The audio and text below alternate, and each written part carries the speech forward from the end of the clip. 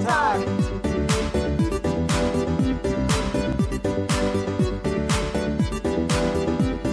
Hello everyone, I'm Stephanie. I'm Adam. And welcome to Meeple Talks. This week we've got one of our Gen Con pickups. We've got Menu Masters, designed by Zach and Jordan Wiseman, Calliope Publishing, 2016 game. Yes, so this is all about chefs and cooking. So each player is a chef, and your goal is to cook amazing meals. And I guess there's desserts and produce. Just to beat out the competition. All sorts of fun things. All sorts of people come to your restaurant. So let's check it out, see how to play it. Hello everyone, and welcome to the Menu Master Markets. This is where the whole entire gameplay takes place. So what we have, every individual player is going to be a special chef with different regional flavors. It's going to be pretty much essentially flavor text, because every character is not going to give you any kind of special advantage at all. But what you're all trying to do is compete. Every one is going to want to be the master chef, completing various menus, a race up to 3, and you'll notice that to complete a certain menu, you'll need a vegetable and meat and dessert item. Well, that's where the board itself comes into play. So this is the common area here. You've got your different markets for the produce, for your meat and desserts. As an expansion with 4 or more players, you also have the supermarket too. We'll have an extra sampling of one of each category type in them that you can do a little extra shopping. Every chef themselves, you're going to have your own little, we think it's a little hat token or whatnot, but this is going to be essentially how you're going to determine your bid order or, purchasing preference, your rank here. These tokens, everyone's got some money because they're going to be making some and spending some along the way. And also, finally, you have your first player token. Generally, how the play goes is that in order, we're just going to be going clockwise, starting with the first player, is you're going to take your token here, and you can either choose to place it in one of the markets. That's going to be the first person to place is going to have first chance to bid or purchase. Second player, if they want to bid in the same area, well, they're going to put theirs underneath. The more or the higher the stack, it's going to represent the cost to be the first one to buy your exclusive good. So the more people or more demand in that particular shop, the higher the prices you may have to pay, unless you elect not to, and just bow out of that particular turn. You can also instead, if you think, well, there's a lot of people demanding stuff from the butcher shop here, you can then place your token on the actual deck. That means you're going to own that shop for that particular round. So anyone who's buying and is going to be paying is going to go to you instead of the general bank. You also have the option as well when looking at your menus that you want to satisfy. Everyone's got 2 secret menus that they need to, or they can choose to complete. This will be only viewable to them. Or you can try to compete from the common menu deck. So as these get purchased and bought, new ones will be revealed, and so forth. The way, the other thing you can do, well, you can earn money either by owning a shop, or you've got a bank. It's going to be limited for the entire game, but you can also place your token here to indicate that you're just going to collect a coin for that round. So we're all going to keep going around until everyone has placed their tokens, all 4 of them. If you can complete your mission at any point throughout the playthrough, you're going to announce you're going to be collecting that particular card, because whoever announces first is going to grab it. As long as you have each one of the menu items, you're then going to, let's pretend we had, let's see here. Let's pretend this actually made up a menu. We're going to have one of each of the cards that we have collected, a meat, a vegetable, and also a dessert.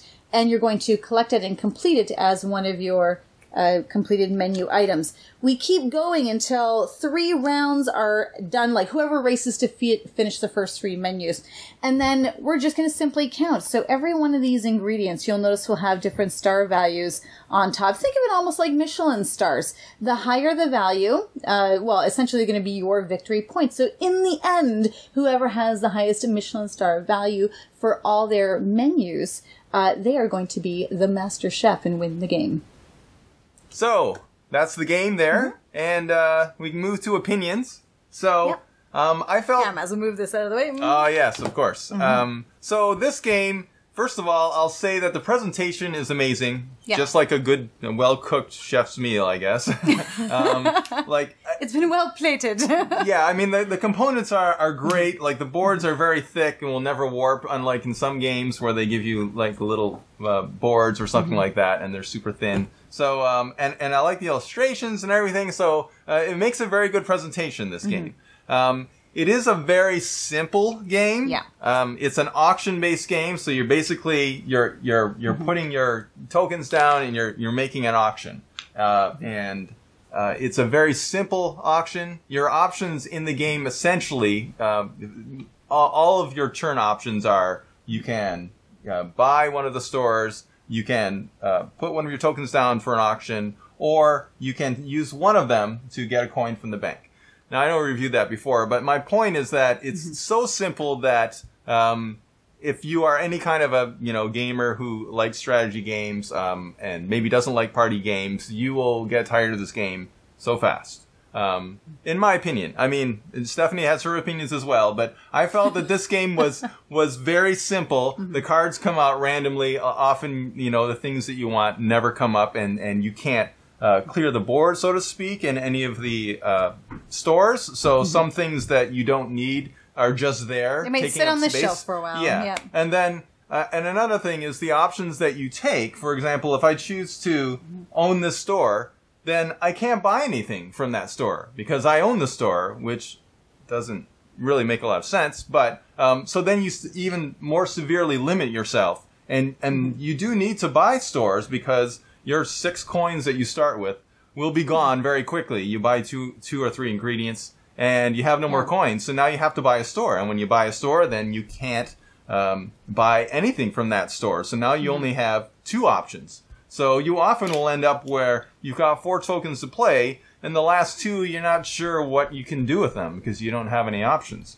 So I feel like this game is, the choices that you have available are so limiting that it almost becomes a chore to make a decision, even though that decision ultimately doesn't even really matter. Like, in other words, you may already have a token there, and you bought the store, and maybe you have another token here, and if you put it somewhere else, it really, doesn't help you, especially if you're the first turn. Because another thing about this game is that, in terms of turn order, the person who places last gets the cheapest, right? Because it always goes under, it doesn't go over. So if green was here and then I placed later, then green will have to pay 2, or green can pass, but I only have to pay 1. So if you're first or second, or if you're not last, then you often have to pay more, and maybe you don't have more, so then you have to send on a store. So what I'm saying is, your options are so limited that I feel like there's not enough game here to be interesting. So that was my general impression. I would have to, continue that thought further because, as Adam was saying, is that sometimes, especially if you already own 2 shops, or maybe you're kind of working on the ingredients, you're completed 2nd menu, you're working on your 3rd. Sometimes you don't necessarily want to use all these pieces, but the thing is you don't have an opportunity to forfeit it or pass in any way. You have to use them somehow. So then you're kind of put in this awkward position where you've got to now bid under something that you've already bid on, which will make your first choice or your first purchase opportunity more expensive for yourself. But then, depending on, you may not want to give that up to wait until your next round. So if you had a lot of coin to begin with, sure, there's no problem. You can easily buy your way through the items. But at the same time, it kind of takes away from that level of excitement of, I really have to play with my choices carefully, because sometimes when you have a lot of tension with that, it does bring some of that interest in the game. If you can create that, I feel like sometimes you either have not so much to work with, so you're limited in what you can buy, or maybe with your menus that you're trying to go for, just the way the deck is shuffled, that particular ingredient really isn't coming up. So you might be sitting, not really being able to do much. You could be having too many tokens that you feel like you can't really waste or pitch, so you're gonna make things more expensive for yourself or make your bidding choice a little more difficult to do. Or sometimes, in a way, it can almost seem too easy to go through if you waked up a lot of cash in the beginning. So in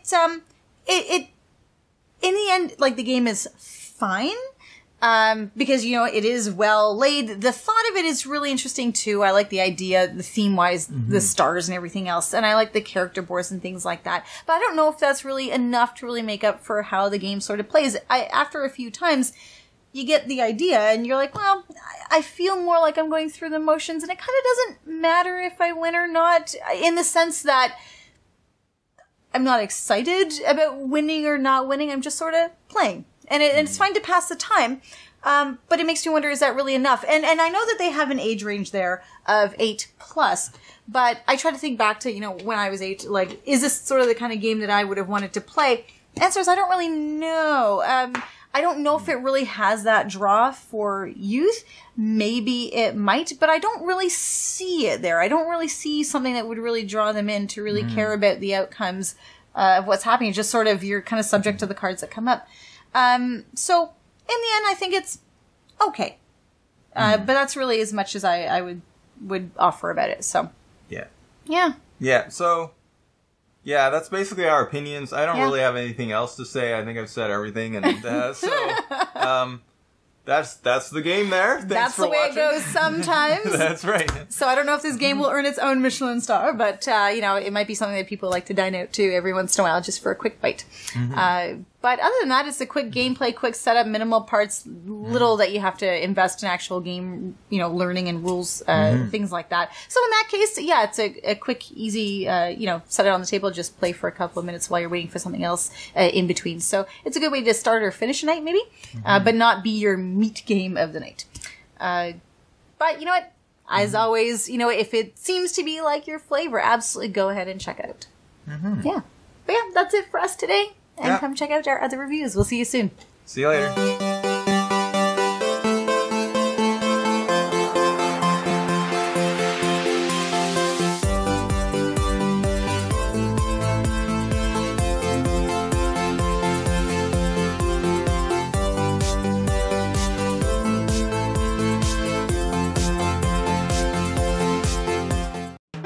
Thanks so much for watching the Dice Tower videos. Find more great videos and reviews, as well as our top-rated audio podcast at Dicetower.com. You can also find other great shows at DicetowerNetwork.com. I'm Eric Summerer, and you've been watching The Dice Tower. The Dice Tower is sponsored by Cool Stuff Inc., where you can find great games for great prices. Cool stuff in stock. Check them out at CoolStuffInc.com.